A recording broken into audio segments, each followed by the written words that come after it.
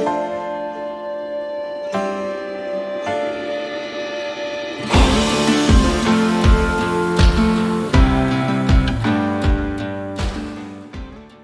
guys, so I'm here for episode number 28 of the Sling Den, and I've got a guy here who has been a good fan of the Sling Den since day one, but also it's been very good to see his journey, his experiences, and we've kind of kept in touch over the years, and I'm very, very excited to bring you none other than Rex Spurlock Jr., aka T-Rex Slings. How you doing, Rex? I'm doing well. How are you today, sir? I'm good. We had a little bit of a technical difficulty there just before we started, but we've both got a nice little drink, so we're going to ease our way into this one, and we're going to talk slingshots, and it's going to be a lot of fun. So, you know by now, usually when I get a guest on, I ask them how they first started, how they first got into this hobby. Give us a little bit of a backstory into how you first acquired the interest of slingshots. Well, of course, I'm the typical kid growing up. I had the Walmart wrist rocket and put that down years and years ago, and I got into the archery scene. And I have a competitive nature, even though I can't shoot worth a crap. I have a competitive nature, and I like tournaments. I like the experience of a tournament and being out and meeting new people and making that connection with other people that enjoy the same thing, such as shooting. And like I tell everybody, old age, bad shoulder, said, well, you're not going to be shooting competitively with a bow anymore. And then that's whenever me and my wife, Robin, we were at Dick's Sporting Goods one day. And there was a Walmart wrist rocket there. And she's like, I used to have one of those whenever I was a kid. This is back whenever we first got married. And I do service. I'm a service technician. So I was at the same store. And I thought to myself, well, I'm going to grab one of those. It got a little bag of the white marbles. And I brought it home. And that's what got me interested in getting into slingshots, was to be able to do something with my wife. And so I found YouTube and started researching slingshots, competitions, different frames. And I got into, of course, I bought my first sling from Amazon. And it was like $20, and the latex was junk, like everybody says. So whenever I figured that part out, I started researching how to make band sets. And then started making band sets and started shooting a little bit more often. And I seen where the tournaments were going on. And as most people tell me, whenever I say I compete in tournaments with a slingshot, they're like, is that a thing?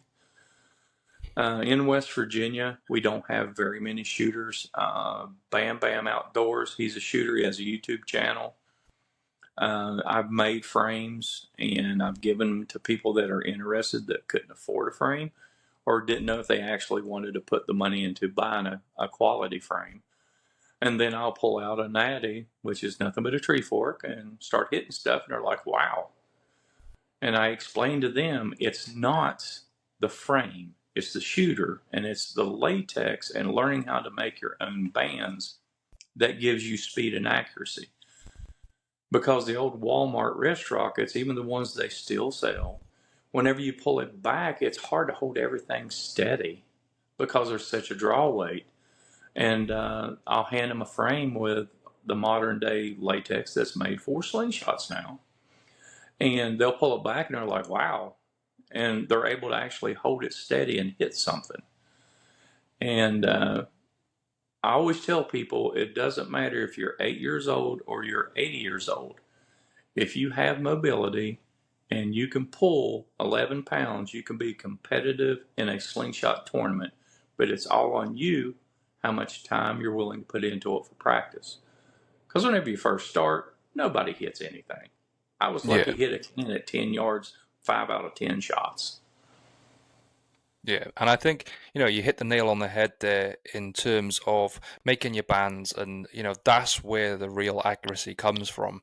And it's Yes. very easy to be intrigued by the designs of some of the frames that are available today.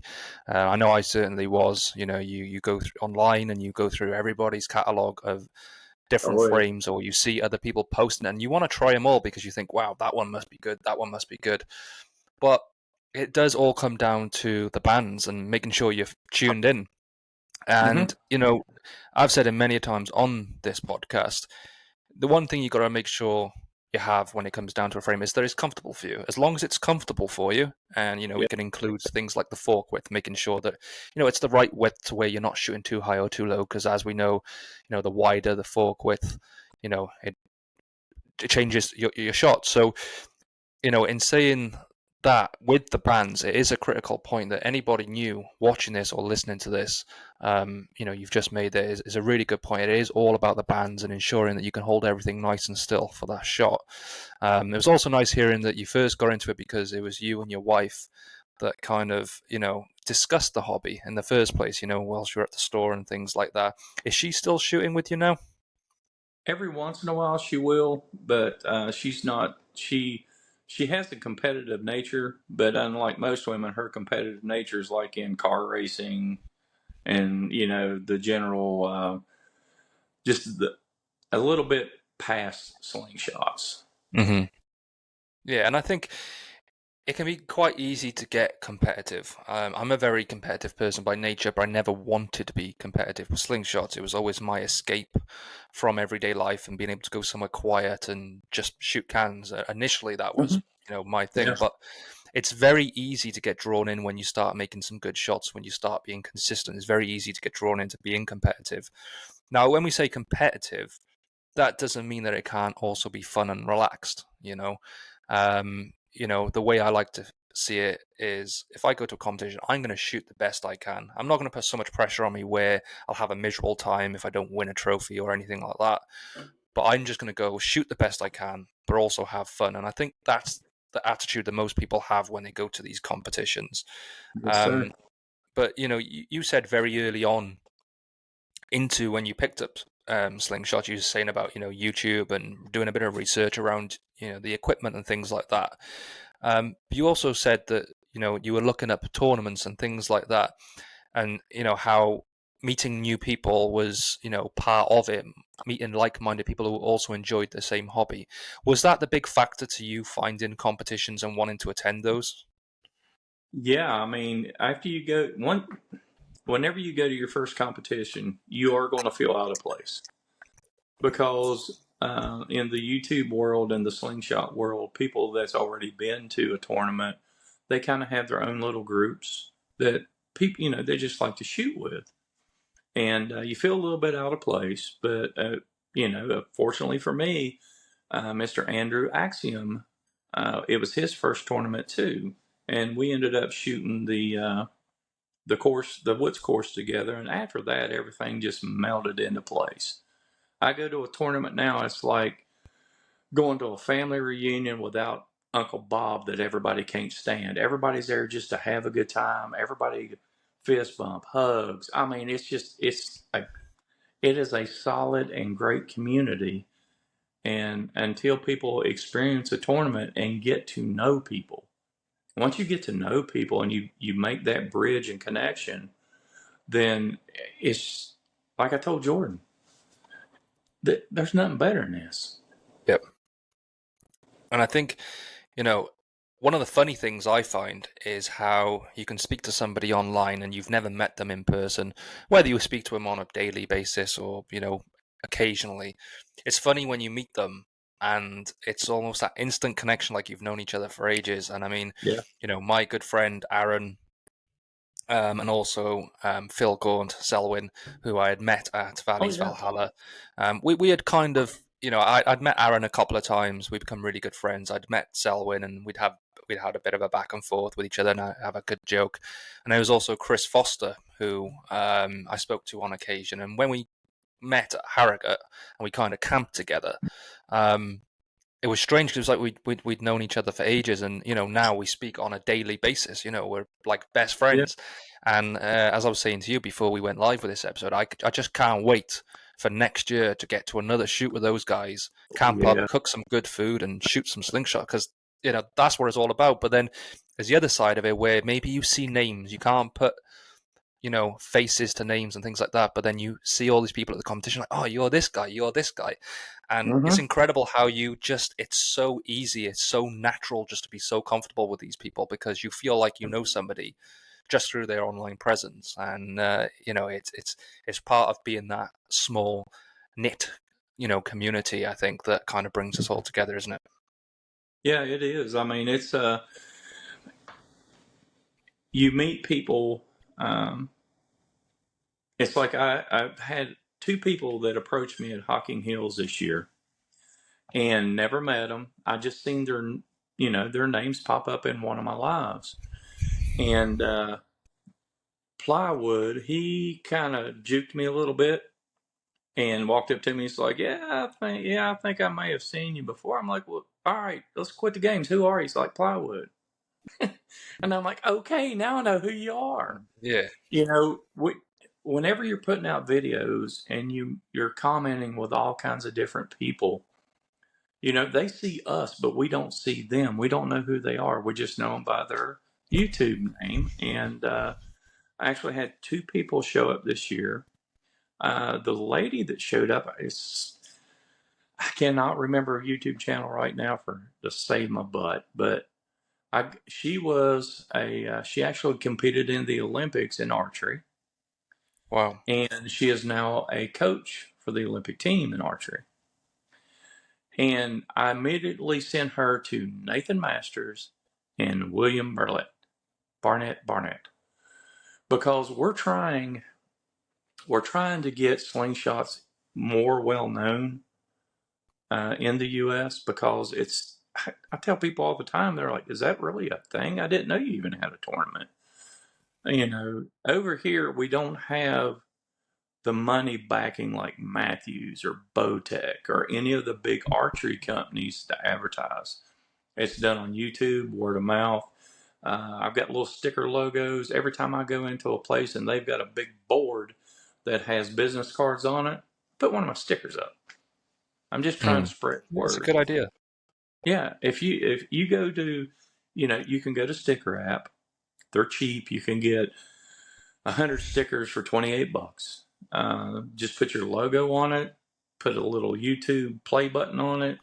That way, people will associate it with YouTube, and just stick it up on a board somewhere. And I At think, ECSP's, me and Andy Lowe went to Sheets, of all places, a gas station. We went for a beer run. Went to grab a little bit of bite to eat. Sheets has good food if you ever find one. Make sure you get their spicy chicken. Little plug. But anyway, we went to Sheets on a beer run, and they had a board up for business cards. I stuck a sticker on it. Andy come out behind me and he was like, "I seen it." And I'm like, "What do you mean?" He's like, "Your logo, you butthole."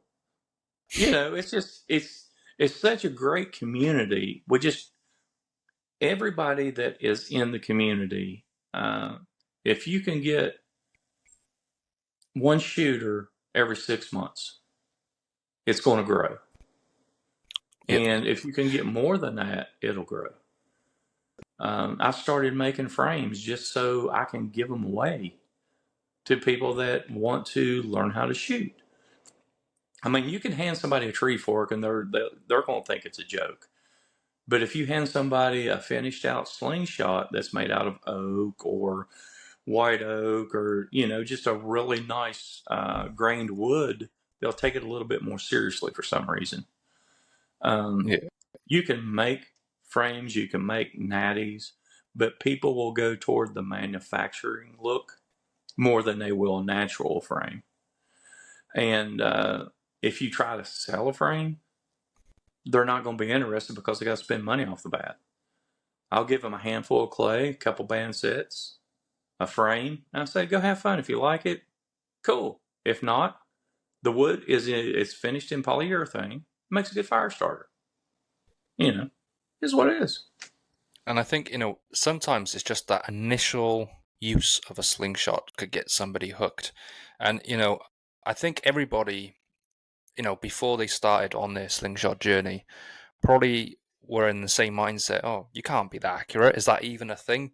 It's always that initial kind of surprise that people have. When I've spoken to people, um, funny story actually. Last week, I was at work and there was a rat, and I did a bit of pest control. Yeah, and then we got the pest control guy out the next day, and he's setting traps and burning his bait down and stuff like that. And he said, "Oh, so where did it go?" I said, "Well, the one that was here is gone. I've killed it." And he's like, "Oh, what did you do? Did you hit it or something?" I was like, "Yeah, ball bearing. I used my catapult." And he was like, "What? Really?" And he was like, really interested, really intrigued. And it just goes to show, people are oblivious to the fact that you can be accurate with these things. Um, and when you, like you said, you're advertising yourself, and I think you're a great person for people to see, to be people's first kind of impression of slingshots, because you do it wholeheartedly and you do it from a place of just passion for the hobby. Yeah. And I don't think this is the case so much over in the States, but obviously here in the UK we've gone through a very rough patch as of late with very stupid people going out and Yeah. doing ridiculous things with with all the things that we love.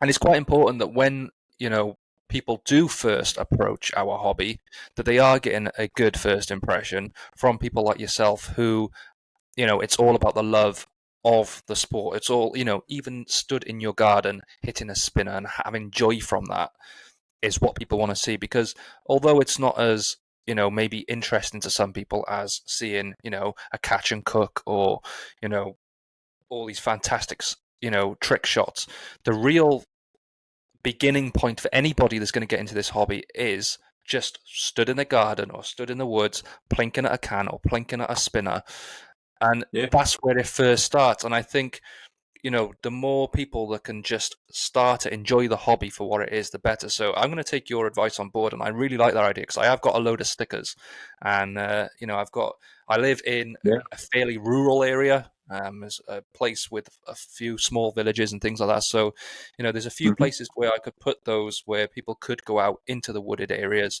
and plink some cans. So thank you for that one. I'm going to take that one on board. Cool. I know one of my favorite things to do. Um, People rag on me all the time because I shoot a lot of clay. And the reason why I shoot clay is because I've come up with quite a few target hacks. And I shoot clay so it doesn't destroy my target hacks as quickly. And I call it the hillbilly Christmas tree. It's just random objects hang them off a paracord, and I got a little spot near the river that I shoot at. And there's a sapling down there that is pretty much beat to death because of me missing. And I'll just hang stuff up. And I've gotten a few comments here and there from people that watch my videos, because here lately, life gets in the way of having fun. It's simple as that. So I'll set up and do a live just outside my garage door, and I'll throw up a can or set out my spin trap and shoot steel. And but a lot of comments come from the hillbilly Christmas tree. You can set up some targets and go out, if you can find somebody to shoot with. Play a game of horse, play a game of Mm. cow, whatever your preference is, and just have fun. Because one of the biggest draws that I think are for new shooters is whenever they hit something, it makes a noise. It's a reaction target. It'll swing, it'll jump. New shooters, I'll take two cans, throw them out on the ground, and just say, "All right, you see that tree down there? That's the finish line. Let's see who can win." And that gets them into that competitive mode, and they want to hit the target to beat you. Yeah. And that's just the fun of it. You don't have to, like with guns, archery, anything where you have to go to a specific place to be able to do what you want to do for a shooting sport. You can go out in your, like you said, go out in your backyard, throw a can down, hang up a catch box, shoot spinners. One of the funnest things that I have experienced so far was at ECST 2025. It was me, Tristan through the fork. Everybody knows Luke Stroud, Cool Hand Luke, Andy Lowe, and myself. Me and Andy was on a team. Luke and Tristan was on the team, and Moan Waller and Luke's dad, Uncle Larry, they come up with an idea of a tic-tac-toe board where you play tic-tac-toe using a slingshot. So we was all wanting to play tic-tac-toe, but there was only one board available to shoot at the time, that it wasn't being used by someone else. So we come up with team rules. So you have everything from the 10 millimeter wide squirrel ball to a 40 to a 30 to the 25 millimeter. They're all strung up on this tic-tac-toe board. Me and Andy was on the team. I shot, I hit the target. Luke's on the other team. He shot, hit the target. It canceled me out. To where if you shoot and you hit a target and the next person shoots and hits the target, then my teammate shoots, hits the target, then the other guy's teammate misses the target, then we get the square. And that squares us now. We Nice. played one game for almost 2.5 hours because of that little teeny tiny squirrel ball. And we had such a good time that it was off the chart. Yeah. There's something about shooting with other people, and taking away, like you said there, that wasn't part of the competition. That was just a fun game that you've kind of come up with, and they are Yeah, sometimes the best. Those little things. My stepson's been shooting for about a year, but he'd been off it for a while. He's come back to it fairly recently, and cool. I've recently made a catch box, and I've got a can in there. I've got a pheasant head, a 60, a 40, a 25, and a 12.5. And I've said to him, right, we're going to try and hit every single target, and we're going to see who can do it in the least amount of shots. And he was struggling at first, but then this morning he went out and hit the can, hit the pheasant head, took a couple of tries to hit the 40, and then he hit the 25 first time after the 40, missed the 12.5, and then hit it the second time after that. And just Sweet. seeing his face, just seeing the Yes, sir. feel of like the achievement that he got from doing that, that's what I love to see. And like you said, if you can get one person involved every 6 months, or I get a few comments or a few messages and things like that. But my favorite is when somebody says, I've just started shooting, and you can see the passion they've got and things like that. And I love the fact that there's more and more people coming on and joining our community and enjoying the sport, because that's what I love most. And a story I think I've told on here before is when we were at Harrogate, and we were set into teams, and we were with one of the juniors, Ross, and his nana, and she was going around the course with us, this elderly lady, and she was loving it, and every single one of us in our group was just encouraging her to the max, and you could just see the joy she was having. I was just like, this sport is for everybody. We've It got a is. 13-year-old boy, we've got some seasoned shooters here, we've got some real competitive shooters here, all in this group. We've got people who make frames, and then there's Yeah. this elderly lady who's the first time she's literally taken it out the package. If I remember correctly, it was either a wasp or a simple shot frame that she had just taken out of the packet that day, attached a band that wasn't measured for her, had never shot one before, and she was going around this, international hunters course, field target course at Harrogate with, all the big shooters from the UK, and she was loving it. And, that was one of the highlights I took away from Harrogate, is just seeing the joy on someone brand new from a completely different world to ours enjoying the hobby. Yeah. Well, I mean, I'm 100% positive for you guys is the same as us. Somebody who's been shooting for a while. If you get a new shooter on the course, man, it is awesome. Everybody encourages. Everybody says good shot. And if it, oh, wait a minute. I've just lost you. There we go. We're back. Everybody encourages new shooters. Nobody's a sling snob. Everybody's out to promote the hobby, and that's what makes the hobby so great. Is if you got somebody that, say, you're on the practice range, you're just banging them out, and somebody walks up, I always carry a spare frame set up for short draw. Because I shoot long draw, I always have a spare frame set up for short draw. And if somebody new walks up to it and they're actually interested and I can see them watching somebody shoot, I pull out the frame and hand it to them and say, "Here, try it."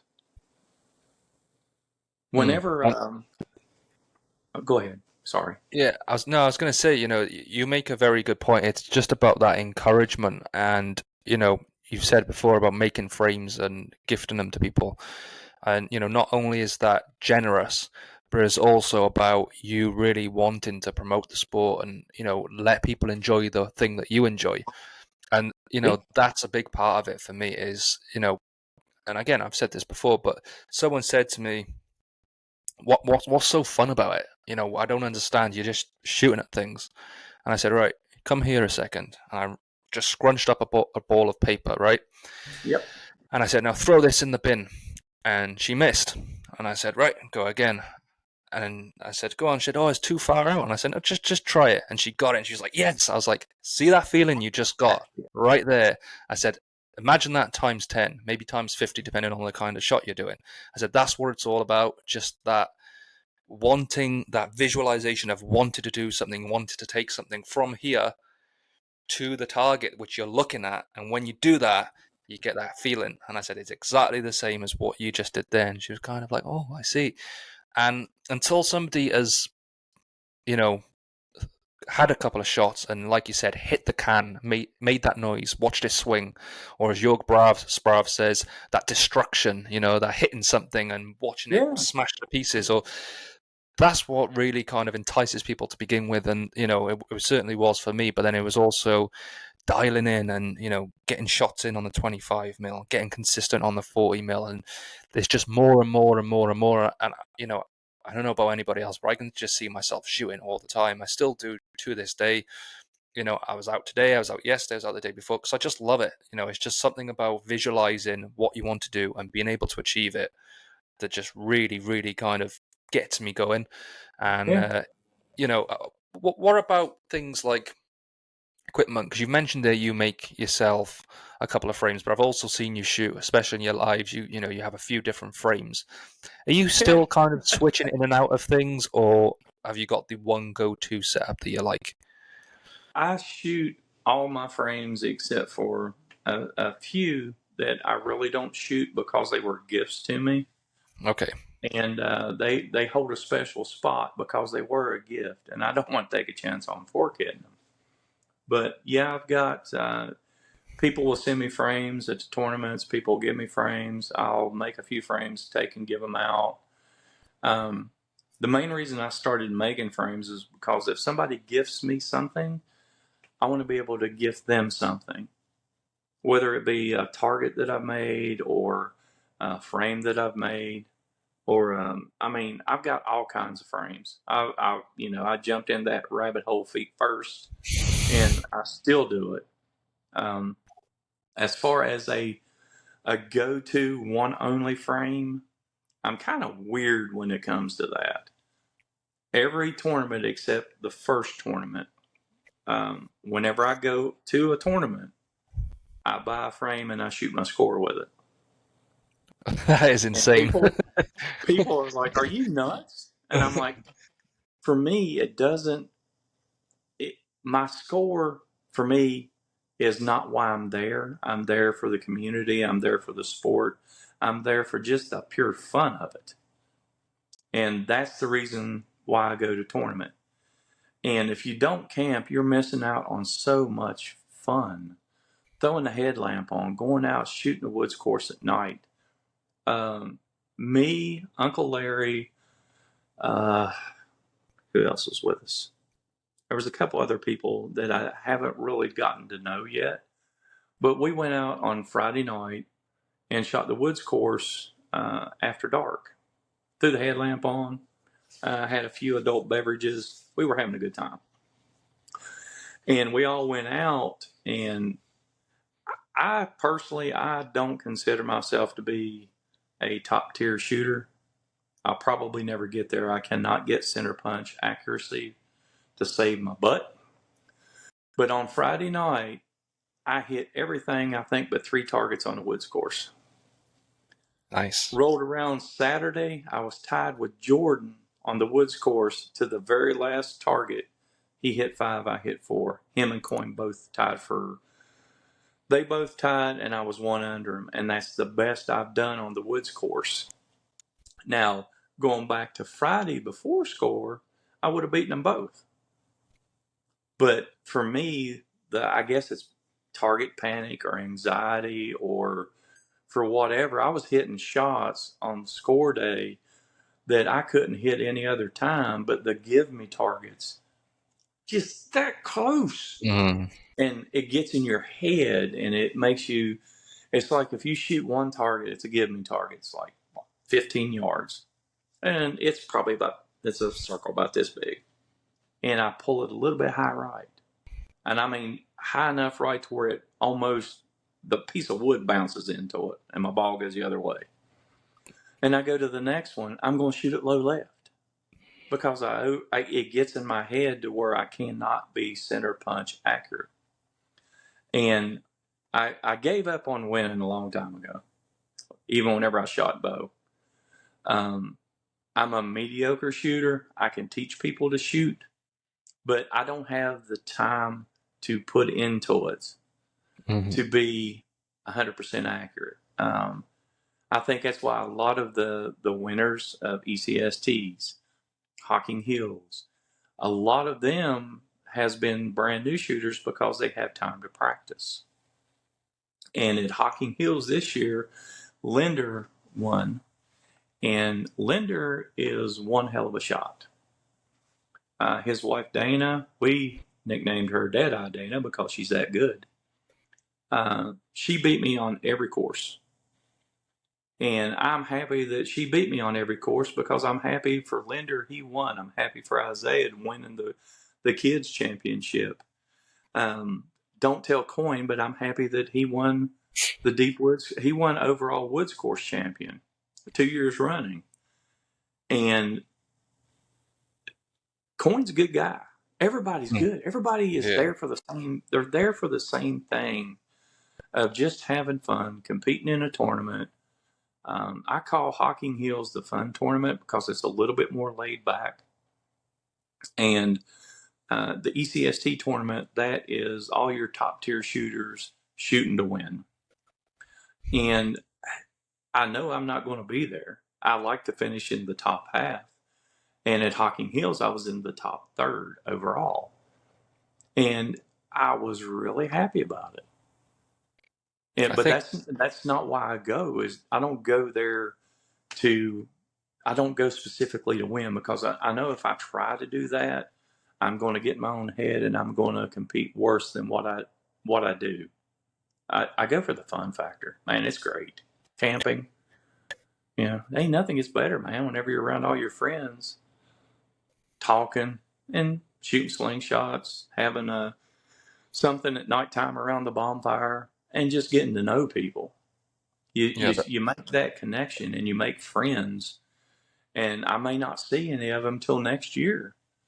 But through YouTube, I'm able to do collabs. I'm able to talk to them all the time. It's like we met. We're talking right now. Will we ever meet? Who knows? Hopefully one day. I'd love to get to ECST. Dude, I'm telling you, man. You, Aaron, Dan, Uncle Dean, all you guys need to try to make it over. One day it has to happen. And I think it's like you said. I think you have got to go to a competition with some sort of goal in mind because it's worth having. It doesn't need to be the be all and end all. But I always had a goal of when I went to Harrogate what I wanted to do, and I had a very similar kind of experience where I scored, and I scored pretty well on the field target course, which is the big thing of Harrogate. It's all about the field Yeah. target course. But then we went round again Build it. where I did the live with the guys, and I would have destroyed the score that I had previously. And yes, that is down to maybe shooting the targets beforehand and maybe kind of knowing what you kind of need to do at each target. But it was also about the pressure being off and knowing that my score's not counted. It doesn't mean that I'm gonna win a trophy or lose at a trophy or Yeah. come X, Y, and Z in the table and wherever else. But it is that little bit of nerves and that little bit of excitement that kind of sometimes impacts your shot.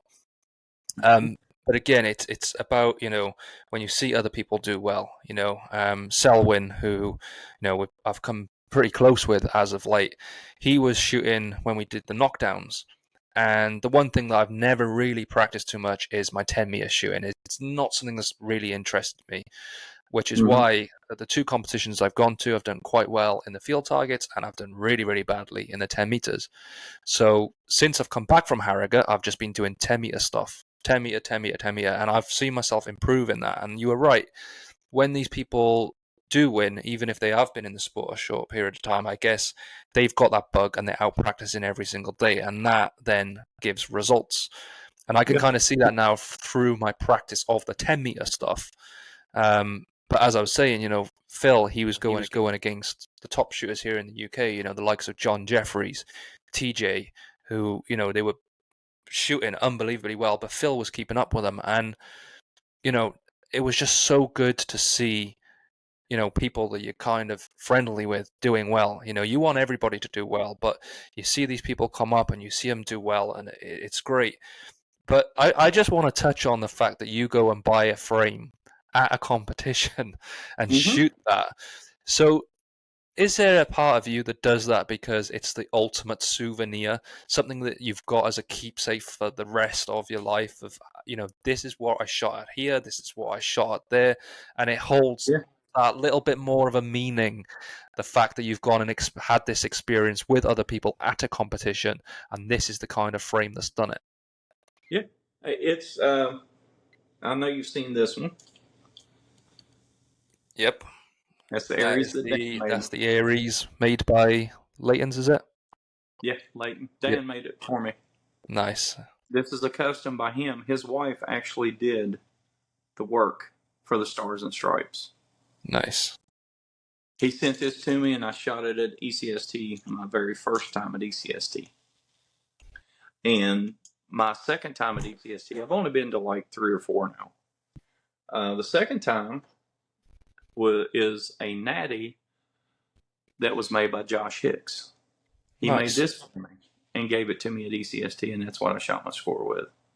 Those two frames have a meaning to me that I probably won't shoot very often. I still shoot them though. I'm still going to shoot the frame because that's what they're made to do, is to shoot a target. And last year's, I don't have it set now. Last year I bought the Axiom from Simple Shot and shot my course with it. And this year I got a bucket list frame that I've wanted since I started. I got a lion's paw from Moan. Sweet. Nice. And I shot this one for score this year. And I may shoot this one again because my best placement at a tournament was with this frame. But all my frames that are really sentimental, I shoot clay with. I'm not going to risk a fork hit. But And, if I do go to a tournament, I'll shoot. You got to shoot steel. So and I think it's sometimes people, especially from the outside, might find it quite silly. It's just a Y shape. Why can it be sentimental? But there's a lot that goes into having that frame and the experiences that you've had with that frame. And I've got a perfect example here of when I got my Mustang. It was about this time last year. And I've said this in the review video that I did. It was to do with the fact that I first picked up a slingshot when my little girl was born. And, the slingshot was my little break from the day, from work, from the yeah, childcare, from the chores, from the animals that we take care of. And it was just to get out and, relieve some stress. So it Jesus. was around the same time it all kind of happened. And then I was out with her walking through the woods. I took a shot, and she had just started talking. And she said, "Well done, Daddy, good shot." And I was like, "I need to get something for this," and that's where I got the Mustang because her name's Aspen, and I got it the colors of the aspen tree. And I thought I'm going to have it as a keepsake, but I shot it, and it was what I'd had comfortable frames, a lot of the Leighton's frames, the Spitfire, the Skeleton I used for maybe 8 months. They were all really comfortable and it was what I like using. But there was something about when I was shooting that frame, I was like, I just can't put it down. Yeah. And I've had that for a year now, and fingers crossed, not a fork hit. But I have now decided I have just ordered another Mustang, exactly the same spec, which sounds ridiculous, paying that money No. for another one. But I've Yep. ordered it to exactly the same spec, um, because I want to put that one away and keep that one safe because it has so much meaning. I've gone to Harrogate and taken a trophy with it. I've had some unbelievable trick shots that I've done. I've been on my permission and taken some game that I've, had some really good shots with. I was like, I want to Mm-hmm. retire it. And it sounds crazy, like hearing myself say that. It's just a slingshot. What do you mean retire it? But I just want to keep it safe. I want to keep it safe from being scratched and damaged. So when I'm Yeah. an old man and I'm sat in my chair, it's something I can look back on and go, this was a great frame. I loved this frame. So I've just ordered another one just in case something like that happens. So I completely understand where you're coming from, not wanting to damage those. And, at the end of the day, you're still using them. The fact that you're Oh yeah. using clay, you're still using them, you're still Oh, enjoying them. So, so what that it's clay? It doesn't mean anything, really. oh yeah. My all-time favorite frame. I got to show you this one. Well, I'm gonna show you one before that. Okay. Whenever I first started YouTube, I had like 15 subscribers, and a certain gentleman, his name is Christian. He makes frames from in Australia. And he put up on all the forums, hey, this is Rex. He's a good dude. Here's his YouTube channel. And if he can get 100 subs, I'll send him a frame. Wow. And that's what he sent me. Nice. He's a great guy. Big shout out to Christian at Down Under Catapults. Down under catapults. Ooh, wait a minute. There's the camera. That's his logo. And if you can see, look at the layers in this thing. Very And nice. that's one thing that a lot of people don't realize about a custom. Especially, this is red G10 and carbon fiber. Every different color of this frame is a glue joint. It's being glued together by the Yeah. person before they shape it.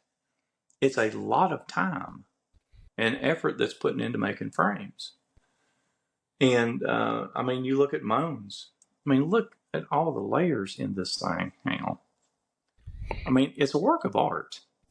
And it's just It the fact that truly is. it's the fact of knowing that somebody's made that with their hands. It's not mass produced. It's not put on a machine like a conveyor belt that builds itself. Somebody have spent their time, hours and hours of their time, like you said, gluing these layers One together, piece. sanding them down, shaping them, polishing them. It's a lot of effort, and having something from somebody that have spent their time making it, it does Yeah. just make that extra bit special when you are shooting something like that compared to something that is mass produced. And it's nothing against that. We need these people to make mass produced frames. We need entry level frames for people to get into. Oh, yeah. We need all Well, these that's different shapes and sizes. And Knuckle Buster Numbskull. He sent me a couple frames made of HDPE. This is his design. but we need He, those because you yeah. wouldn't know what custom you like until you've tried out a bunch of frames and decided what kind of style you like. Do you like to shoot a pinch, a brace, TTF, Right. OTT, pickle? Like, what do you actually enjoy shooting? And all these entry level frames helps you do that. But like you Mm-hmm. said, these customs, the level of you can tell the care that they put into their work is spectacular, and it's something about having one that's that extra bit special. All right. He just sent me this one, right? Because he actually made a custom for me and sent it to me as a gift. And he Nice. knows I won't shoot it very much because of what it is. So he made me one to shoot and to try out. And you'll get a kick out of this.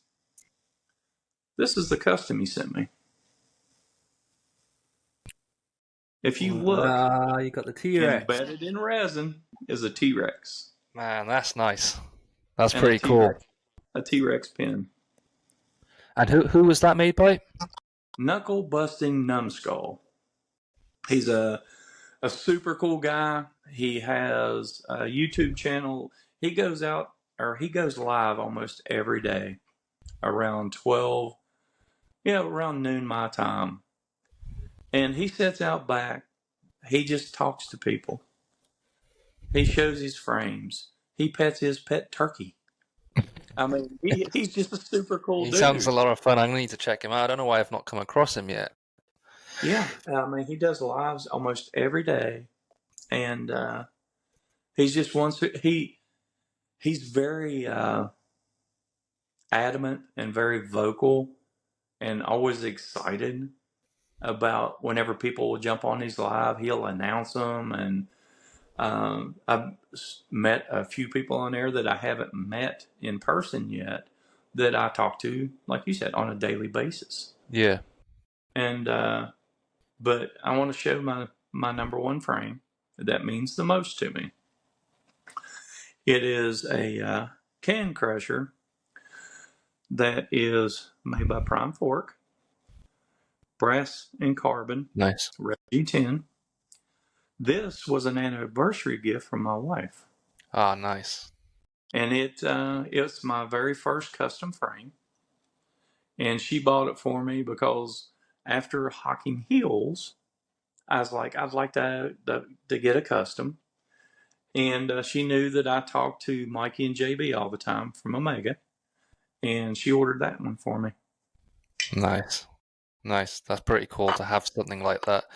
I mean, were you surprised when you got it? Were Oh, you surprised? oh Was yeah, this something completely unexpected? oh yeah. I mean, I'm very blessed. I have a great wife. I have a supportive wife that supports me in anything that I want to try or I want to do or a hobby that I want to go for. Uh, this probably is one of number 20 of the long list of hobbies that I've had in the past. I race RC cars. I fly quadcopters. I race them. I got the video set up the whole 9 yards. RC airplanes, helicopters, race cars at tracks. And out of every hobby that I've had, let's say over the last 20 years, every hobby that I've ever been a part of, the slingshot community is better by leaps and bounds because of the people that's in it and the Hmm. people that are extremely good, but they'll help somebody extremely bad and encourage them to get better. Yeah. And if they break a band set, here you go, take these. Or if they're saying, well, your frame looks like it might be a little bit too tall. What are you shooting? 103 millimeter. Well, try 90 or try this 85. Just to help people. That's to me, that's what makes the community so great. Yeah. Is because everybody's willing to help. It's that advice, isn't it, and that encouragement. Nobody looks down on somebody else, and I think a big part of that is everybody remembers what it's like to first start shooting and to Yeah. maybe feel a bit like a failure and feel like you're never gonna kind of get it or understand and when you do have people encouraging you and telling you, giving you advice, it really does help you move forward. I know I've definitely improved because of the people in this community. And talking of this community, we have got some questions for you, and some of Ugh. them are fantastic.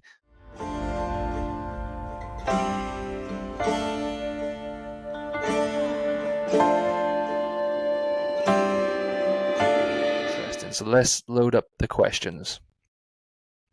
What I'm also going to do is put the link up for the Sling Den members. So if you are a member of the Sling Den, you can come in and ask your question in person. So let's just get a Awesome. link and we'll throw that out there to the members. And hopefully we might get someone come in live. Let's have a look. That'd be awesome.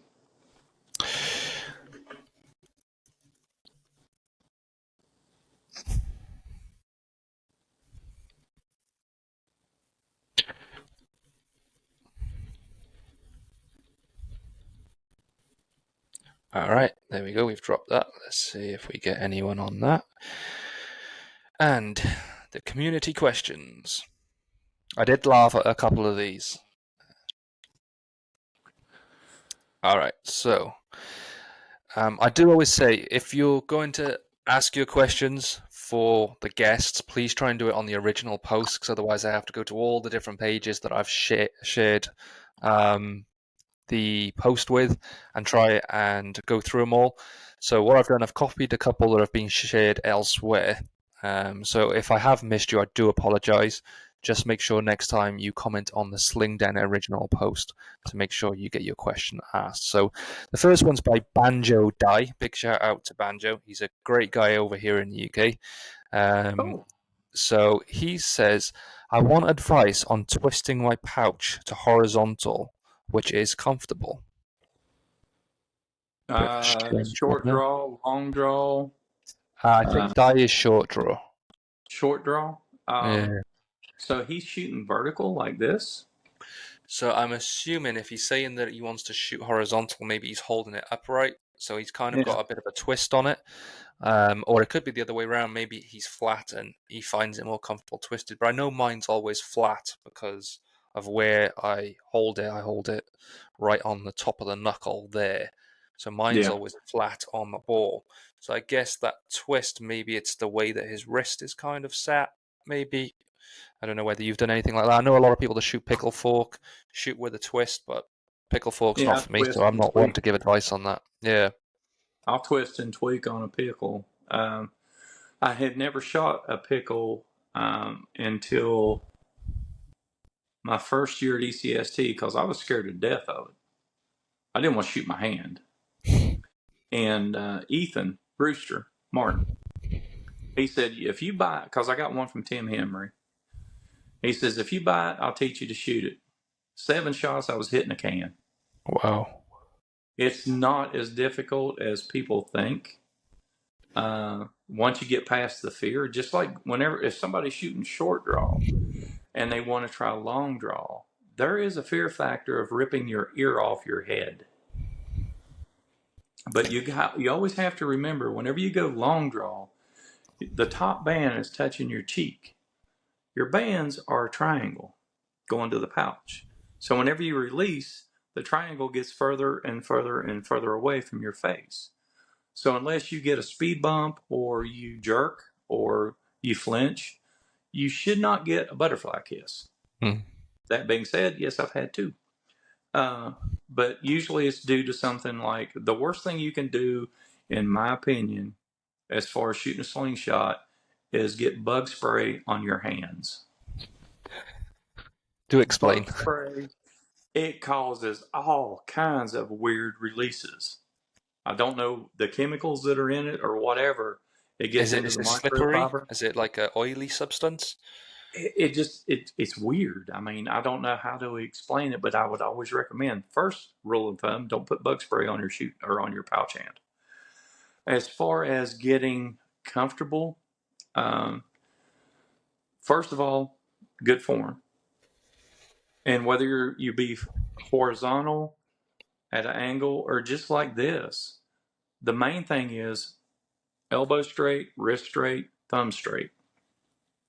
Let the pouch pull from your hand. Don't release it. If you release the pouch, you're going to get a speed bump. So let the pouch pull from your hand. And going back to my bow, my experience with shooting the bow is your draw needs to be comfortable. Whether it doesn't matter which way your hand is, horizontal, vertical, it doesn't matter. I mean, if you look at the guys that shoot full butterfly, they shoot thumbs up and hold the ball literally right there, Hmm. and they're shooting with their palm up. There's no way I'm going to try that. No way. For me, whenever you shoot a slingshot, get you a frame that can take a hit, an introduction frame that can take a hit. You can buy clip frames. You can buy wrap and tuck. Always recommend a clip What frame for a beginner. I know Banjo's made a few of his own. He's got his own version of the Spitfire, which he's using, I think, is a pinch. But just going back to what you're saying about the twist, the only thing that I could think of that may cause a bit of an issue is I know that if I've twisted my band, the bands don't align because you're kind of throwing them off.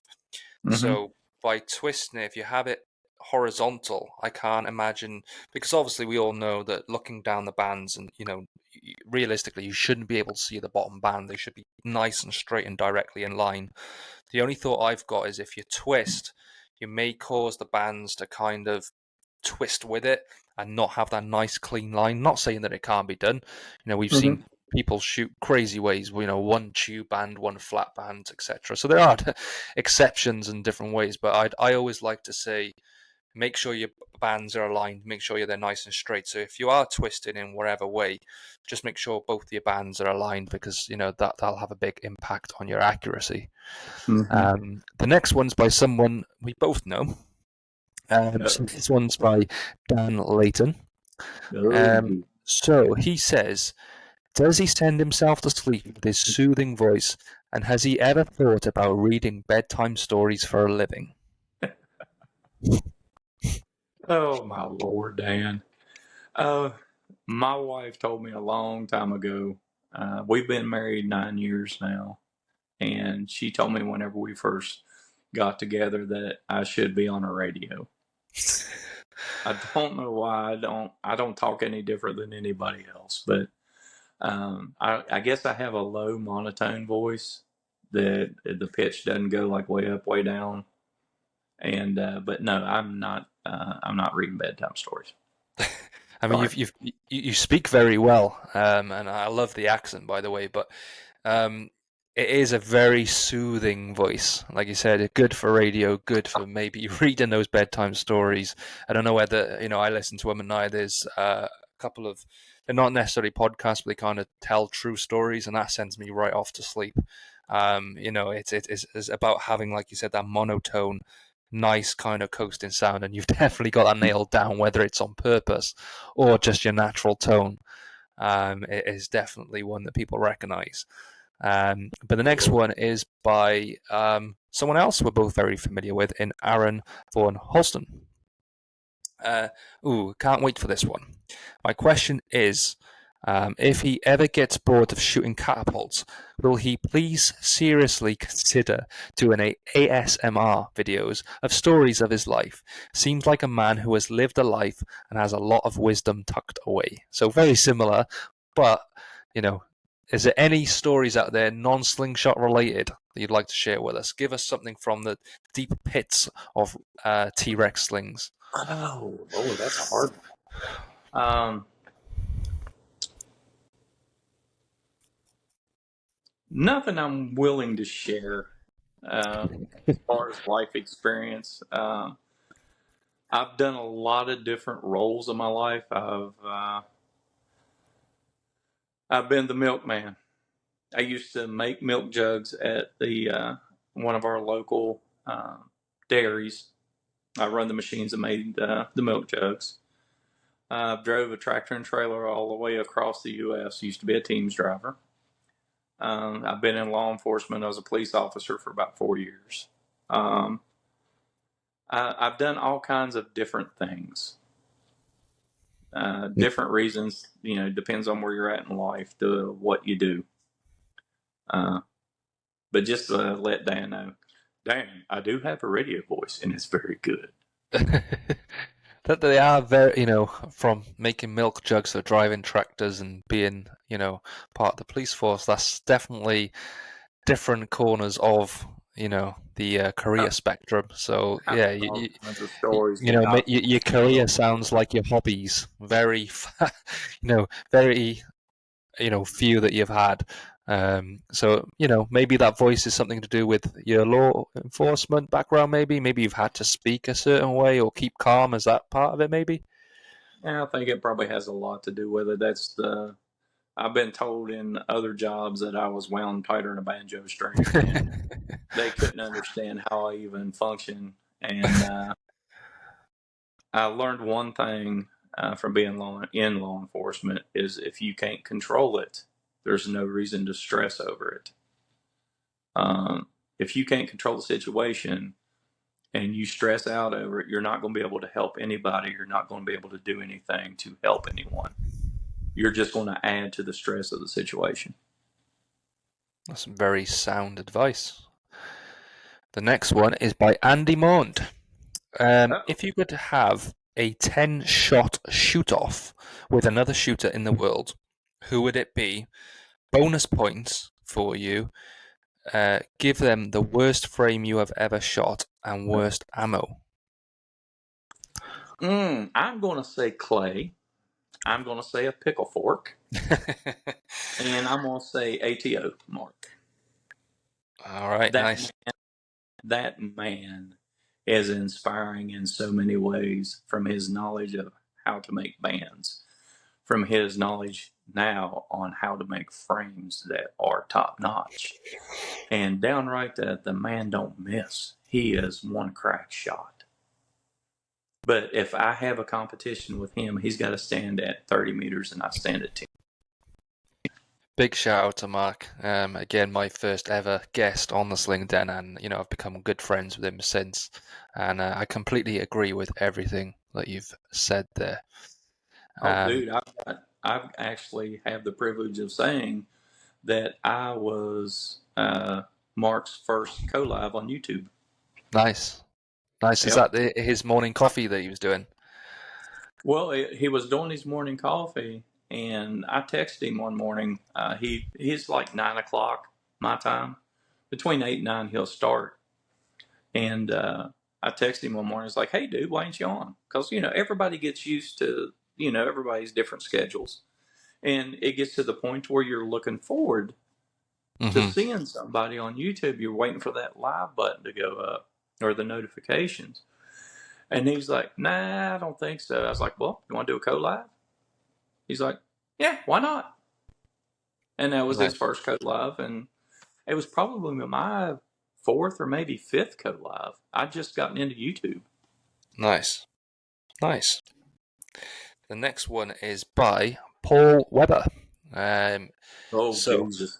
Yeah, big shout out to him. And I tell you what, if there's going to be a prize at the end of the year for the best questions, Paul is definitely in the running. If you weren't able to hold a slingshot with your hands, would you learn how to hold it in your feet? Prime example. That's Paul. He actually made it to ECSTs this year and shot with us. I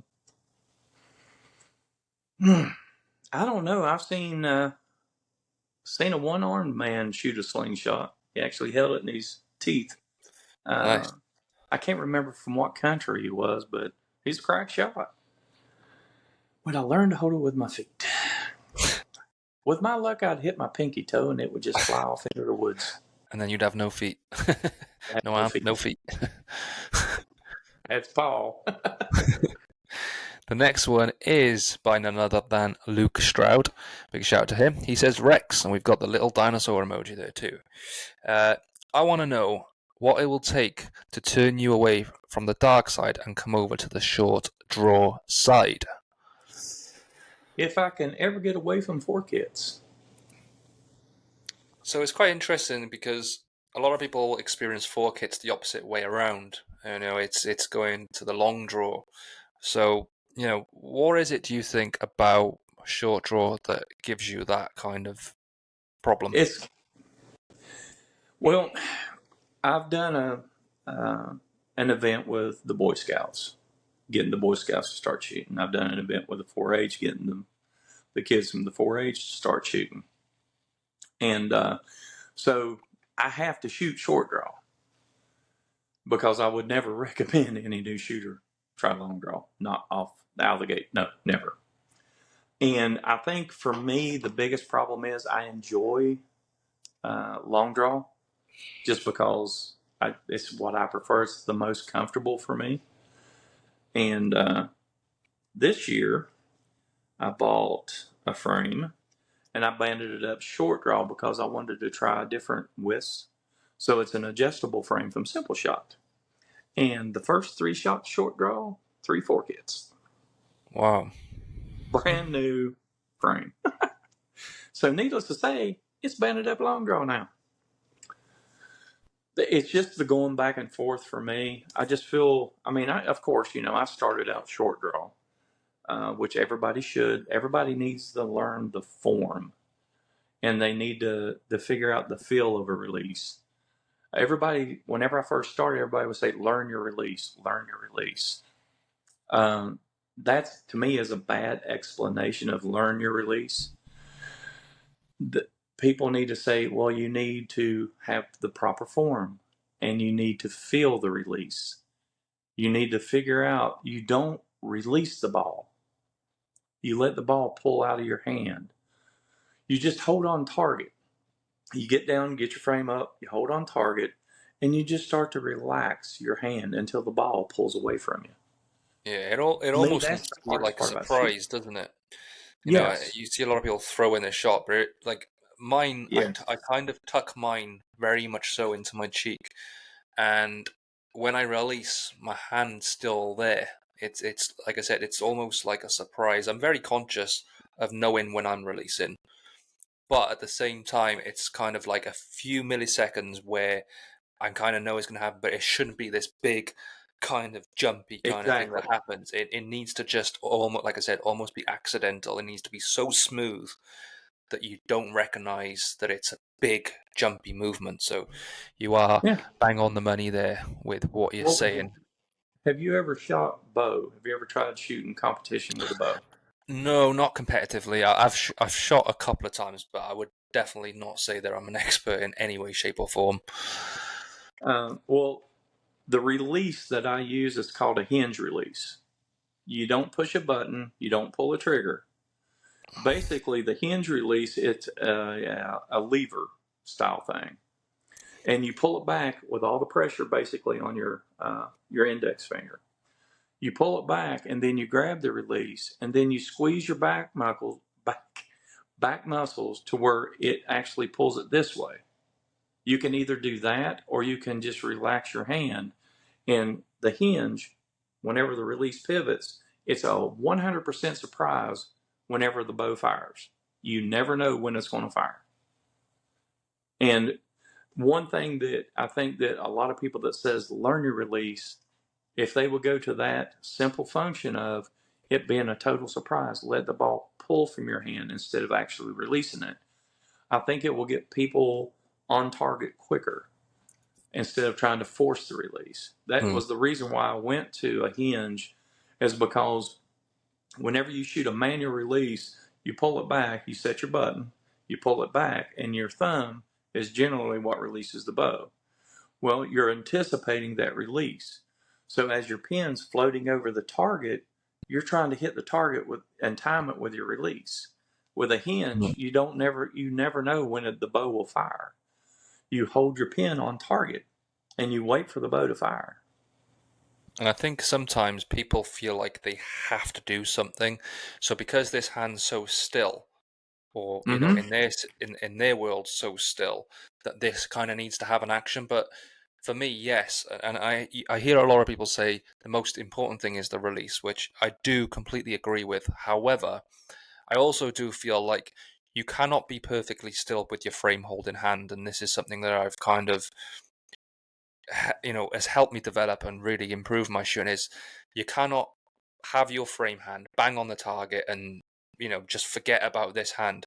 For me, I kind of slowly hover, and it's almost like a dual reaction. As that's coming down off the target, I let that surprise release go, and that's what's doing it. Because I think a lot of people just forget about what you're doing here and have to have this big motion where it has to be a Yeah. simultaneous thing where you're kind of hovering. It's very difficult, especially when if you're shooting something like a 25 mil or something like that, where you need to be very, very accurate.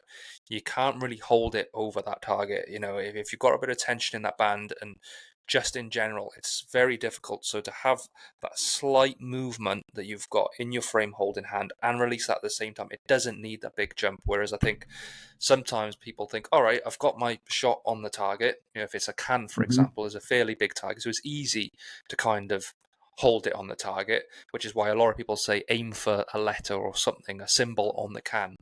But Yeah. it's very easy just to hold it on that big target.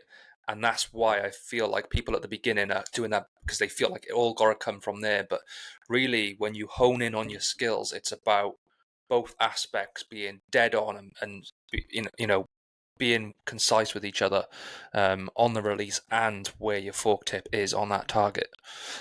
Yeah. So that's just my bit on that.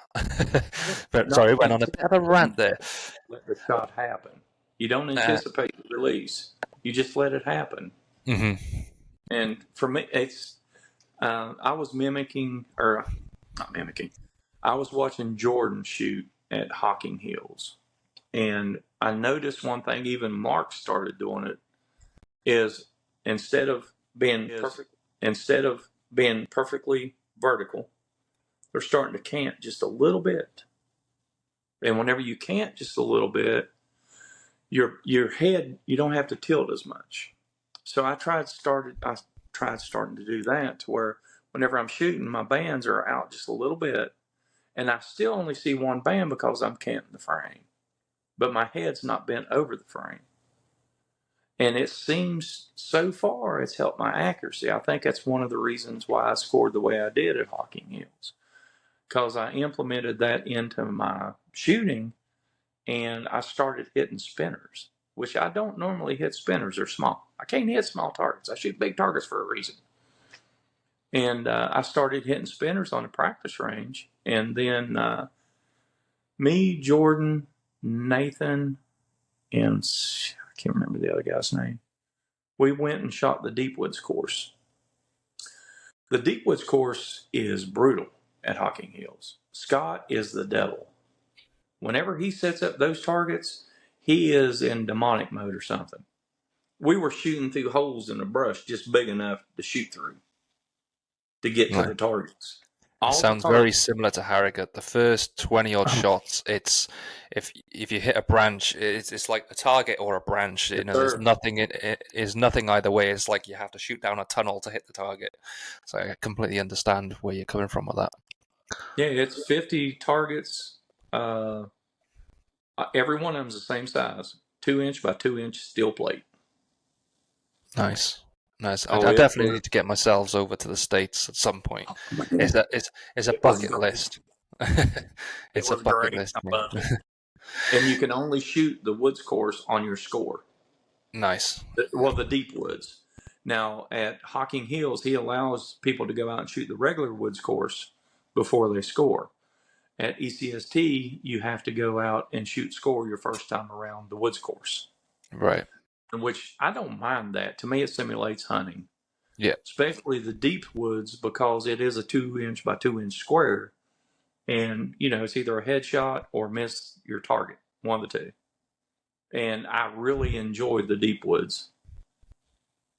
Nice. The next one Fun. is by a good friend of mine in Chris Foster. What is your favorite frame to shoot? And any tips for someone who is curious about shooting long draw? Ooh, my favorite frame to shoot. I'm going to have to say that my favorite frame to shoot is whichever frame I'm shooting at the time. It's not the frame, it's the shooter. It Once you get to a certain point, whenever you're shooting, your instincts will take over, and then you start shooting, and your brain and your hands will they'll meld together. Because if you're shooting high and you keep on aiming at the same point, eventually it's going to come down. It's going to hit where you're aiming. Your brain, once you become to where, I'm not going to say instinctive. There was a big debate about instinctive and intuitive shooting in Hocking Hills. Uh, Once you become an intuitive shooter and you get enough muscle memory that shooting, it doesn't matter what frame you pick up. Nathan Masters shows up, goes out, cuts a twig. I mean, it was a twig. Competes the whole tournament with it from a twig on the Thing. property. Yeah. I think He insane. is he is shot for so many years, and his muscle memory and his mind and his hands, they all work together to where it doesn't matter what frame you have. the point of the matter is to just shoot and enjoy yourself. That's the big thing, is to have fun with it. For Because sure. if you're not having fun, you're not going to continue to shoot. That's it, and that's why I always say, there's always jokes about long draw, short draw, pickle fork, TTF, OTT, but it's Oh, all about being comfortable and enjoying yourself. And if you found a frame that you enjoy shooting or a style of shooting that you enjoy, then just keep doing it. But the yeah. next one is by Jose Guerrero. Oh, Um, boy.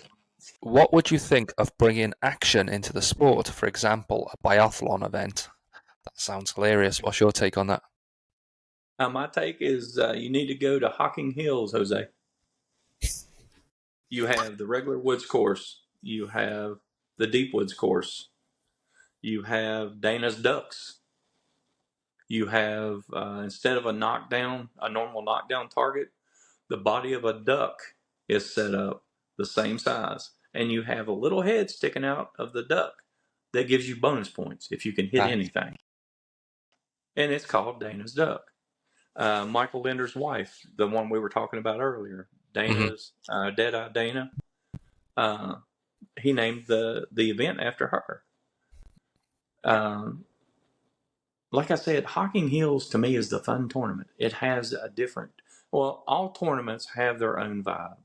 All tournaments have their own thing that set them apart.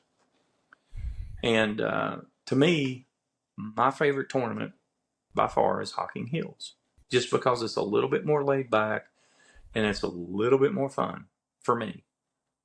Um, Next year, my plan is Hocking Hills and AIM in Illinois. Nice. Sorry about this. Hopefully, I don't cut us off. Um, that AIM is an upcoming tournament. Hocking Hills, I think this year was the 4th year that it was held. It's a newer tournament and it's still fun. Mm. ECST, I mean, don't get me wrong. I'm not dogging ECST by any means. But ECST, we had one guy from Canada, one guy from Australia, people from all over the US that are top shooters that showed up to ECSTs. And for somebody that's not a great shooter, it's kind of discouraging a little bit to especially new shooters. It's a little bit discouraging to see people, they just hit everything. And I to be mean, honest, I was everybody misses, but they're yeah, hitting like 80 to 90%. I was surprised. I know they have like different categories, but here in the UK, it's a very big point of having a semi-pro and pro category.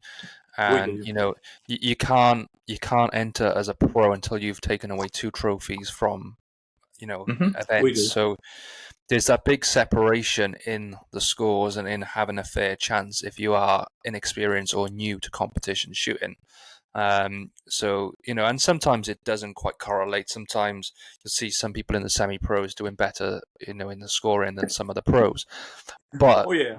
but it's still that level of you need to go and achieve semi-pro, win trophies at semi-pro to then compete at pro. So that aspect, and I know that there is something there, but when it got explained to me, it didn't seem quite as a big thing. You kind of just choose what you want to enter as. There was no kind of thing. Whereas here, you do have to, at least win 2 trophies to compete at the pro level.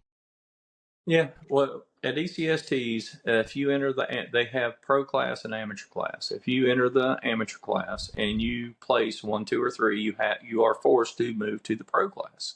Right. And I compete in pro. I've shot for over a year. So I consider myself not to be an actual pro shooter, but I'm not going to knock somebody out of just starting to compete the chance to win a trophy. I'm not But going then, to do that. It's not me. but then I guess that's where you still have that level, like the semi-pro level. You will have the brand new people, but maybe they won't score great. However, next year they may be one of the people up there to take a trophy. Exactly. So you have that escalation of being able to kind of improve. You go to your first competition, maybe you do get a low score, maybe you're not happy with it, but you then have got experience of a tournament. You've got another whole year to go before you attend the same tournament, and you can Hmm. better your score. And that's what I done. I looked at the year before's semi-pro winner, which was a score of 96. And being that I'd only been to one competition and I'd taken a trophy, I knew if I came here, got a trophy, I'd be moved on to the pros. So I knew I needed to get towards 96 and I'd have a good chance, and I scored a 93. So that's what I was aiming at. And I think sometimes when you've got that clear kind of system where you need to do something to then move on, I feel like it gives everyone a fair chance. Like I won't be able to compete with the semi-pros now, and the person who won at the semi-pros and the third person that took second at Harrogate, they won't be able to compete with the semi-pros next year. So those people who have achieved that are no longer able to compete. So it's back to the people that weren't able to get a trophy last year and a whole bunch of new shooters. And I like the way that kind of moves around. Um, but again, it's all different in the way that these things are set up. Um, Moving on to the next one is by Phil Gaunt, aka Selwyn. Um, how does he stay on his feet as he is so laid back? Dude, I like I said, if you can't control something, ain't no reason to stress over it. Just move on. Like I said, Robin, she'll look over at me. I'll be in my chair just flipping channels on YouTube looking for something. She's like, "Are you awake?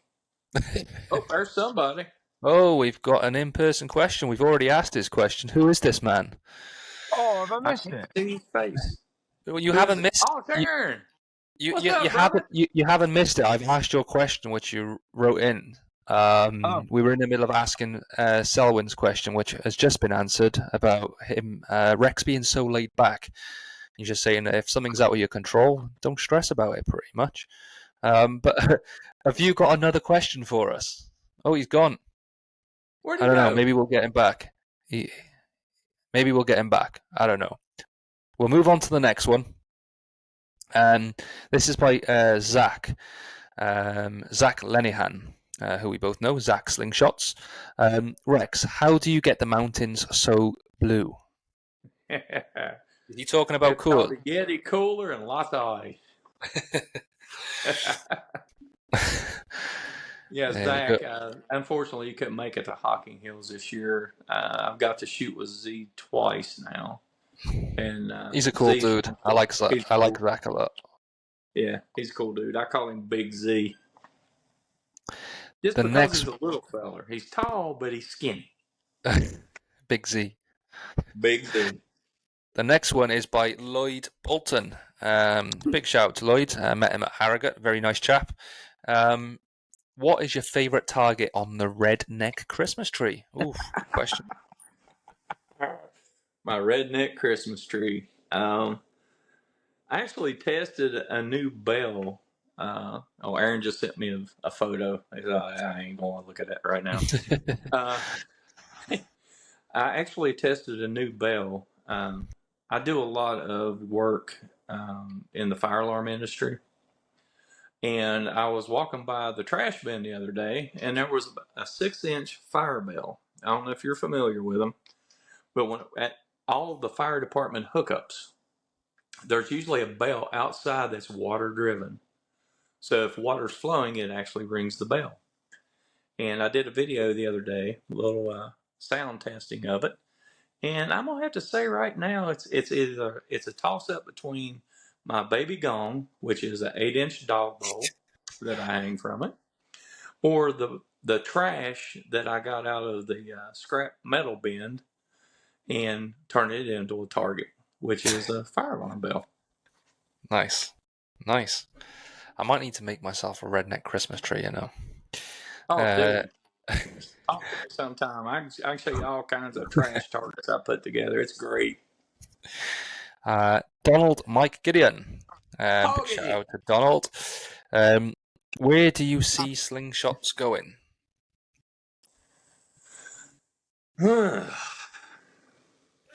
That's a question with a double-edged sword. One part of our community wants to make it an Olympic sport. And with that comes a lot of rules, a lot of regulations, and another part of our community want to keep everything fun.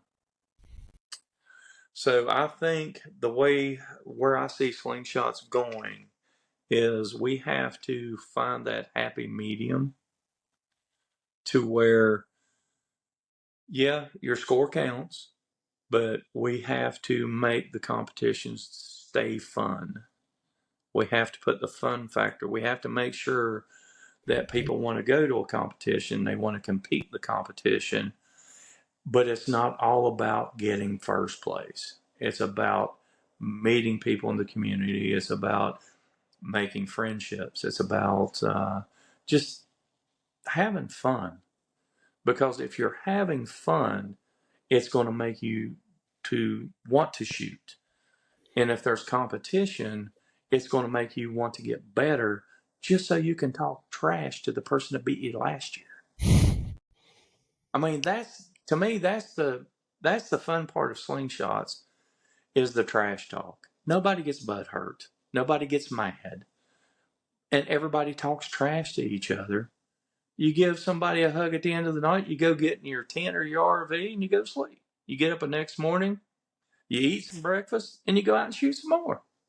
Yeah, and I think The fun part.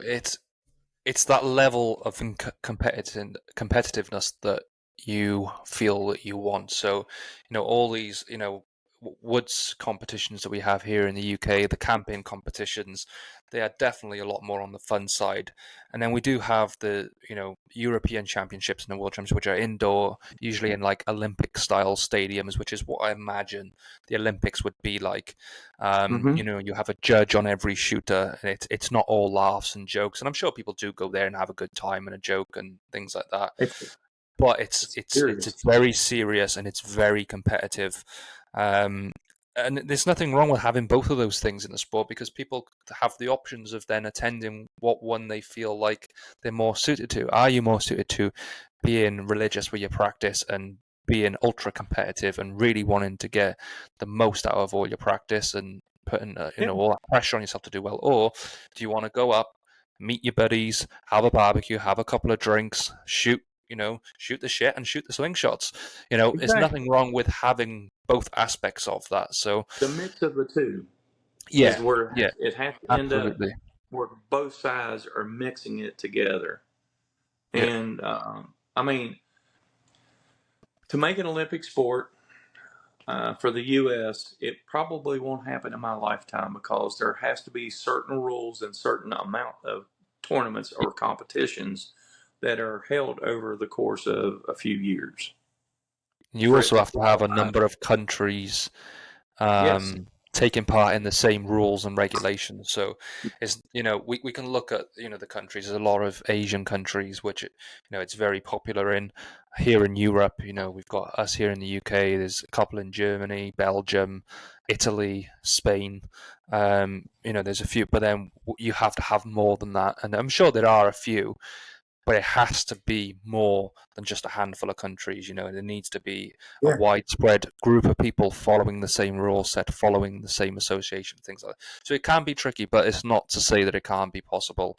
And I feel Oh, like heck if that is what people want, the World Championships and the European Championships are the closest thing to what you're going to get as an Olympic sport. So, Mhm. something to look out for. And the next one, we've got the man himself, Christian from Down Under Catapults. Big shout out to him. He Oh, says, sweet. and excuse my language, fuck yeah. Never know what Yeah. to ask, but looking forward to this one. So there we go. Big shout out to him. But I will ask you one last question. Is it anything that you want to say to the community, anything you want to leave us with before we wrap up? What is your message to the people out there within this community? Or maybe someone brand new to watching this? Um, it's how I believe. Enjoy your time, enjoy your family, enjoy your friends.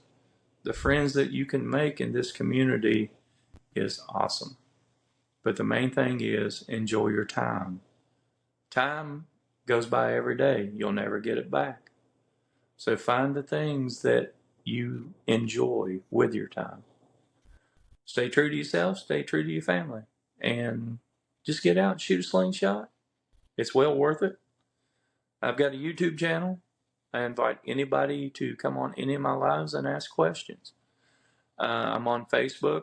If you need help or you have questions and you don't want to put it on a public forum, send me a message. I'll help you any which way I can, along with Benji and anybody else in this community. If you're willing to learn, we're willing to teach and help you in any way we can. That's my thoughts. That's the way I believe. Perfect. And I will put down in the description the channel, which is T-Rex Slings. So you can either search her up or hit the link down below. And it's well worth catching Rex on a live because he talks just as he does today. Very smooth and very relaxed, and is a lot of fun. So as he said there, any questions, hit him up and make sure you go and give his channel a follow, a like, subscribe, and all that sort of good stuff. But that's it from us here today. Thanks for joining me today, Rex. I really do appreciate your time, especially with the mishap we had at the beginning there with the technology problems. Have you got one more thing you want to add? More thing I want to add. Go Thank for you it. for the invite. I really appreciate the invite. Thank you. I think you're doing a very, very miraculous thing for this sport by providing the podcast and getting different faces on here and asking questions and pointing them to the right direction if they're interested in slingshots. From me to you, the first time we've actually got to talk face to face. Thank you. Appreciate, much love from over here. And enjoy the hobby, enjoy the sport, have a good time with it. That's all I got to say. Appreciate you, man, and we'll definitely keep in touch. Definitely something Definitely. we should do. So thank you very much. Thank you for attending this episode. I hope you've all enjoyed it. I've enjoyed catching up with Rex, finding out a lot more about him. Hope you have too. And like, subscribe, and all that sort of good stuff. Catch you all soon.